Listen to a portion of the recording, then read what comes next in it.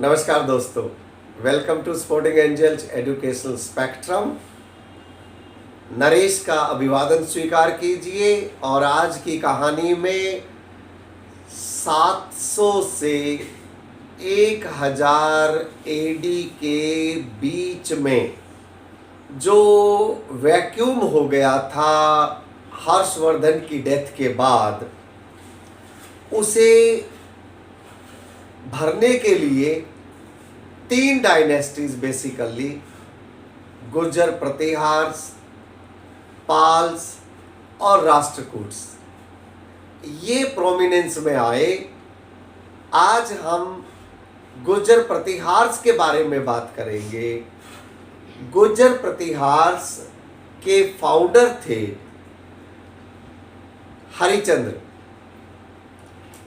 ये हरिचंद्र तो उतने फेमस नहीं हुए, उन्होंने एक बहुत ही छोटा सा एम्पायर, राजस्थान अवंती कहिए, में आरंभ किया और उसके बाद under Nagabhata first, who controlled this entire reason, Nagbhat first, under Nagbhat first, the upper Gangetic Valley, some parts of Gujarat, the entire Rajasthan, and even some parts of Punjab, right?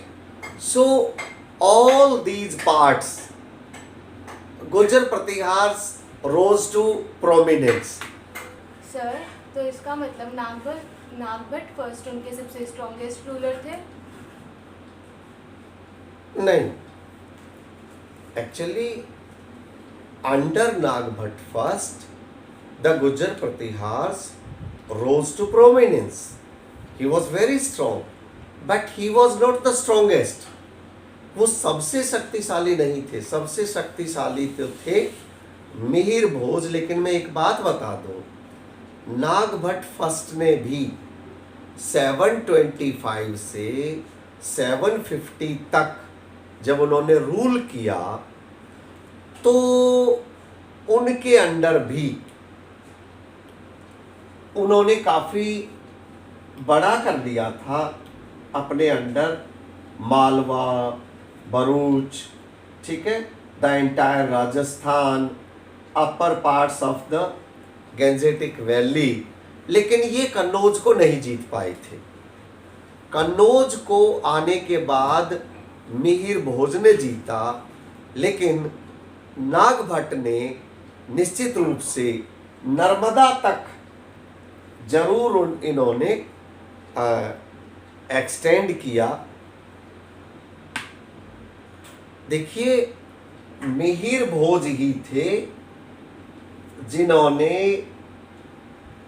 Narmada के तट पर राष्ट्रकूट्स को भी हराया।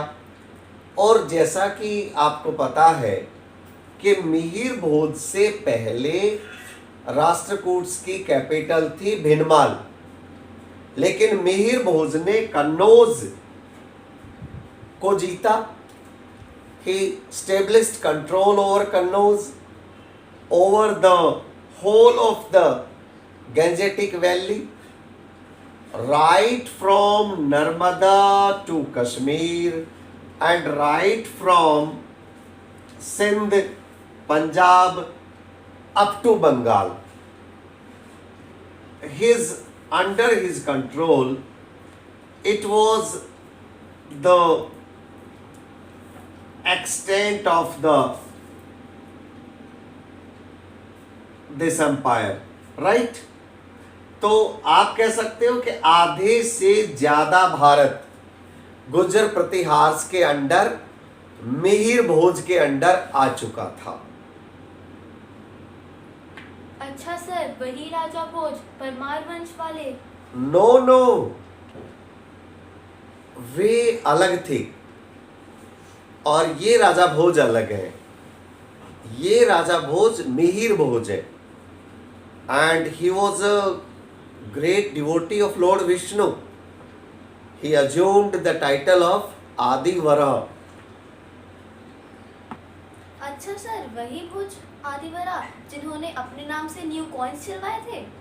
यस, एग्जैक्टली, ये है वो सिक्के।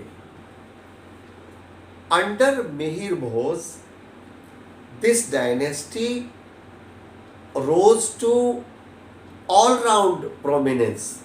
See, we progressed in sciences. He was able to take our algebra, mathematics, sciences to the Arab countries. Even the Arab traveler Al-Masudi testifies that although there were contacts, the scientific contacts, the trade contacts, and yet he was able to stop all those invasions. But sir, how did such a strong dynasty decline? Very good question. How did such a strong dynasty decline? Yes, this one day everything ends. मेरी लड्डू, दिन के बाद रात, रात के बाद सुबह होती है ना, इसी तरह से कितनी भी स्ट्रॉन्ग डायनेस्टी हो, all good things come to end one day, and this happened with Gujar Pratihars also. This strong dynasty declined because there were many attacks from the western side.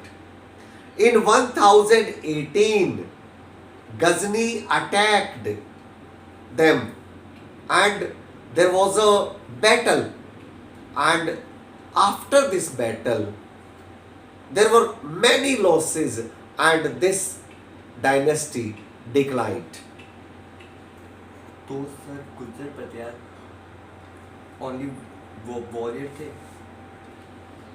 नहीं, they were not only great warriors, they were great patrons of art, science, culture.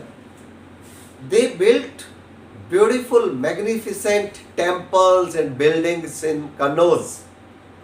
Apart from this, they were great patrons of science.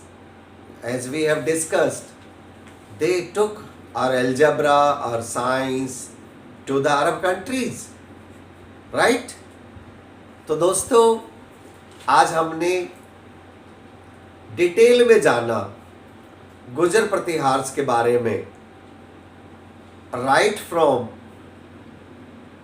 There beginning, their founder Raja Harichandra. Apart from that, we had a lot of knowledge about Nagbhat first and then of course Mihir Bhoja. मुझे पूरा विश्वास है आपको अच्छे से समझ में आया होगा. हम अगली बार जब आपसे मिलेंगे तो चोल डायनेस्टी के बारे में बात करेंगे. तब तक के लिए धन्यवाद.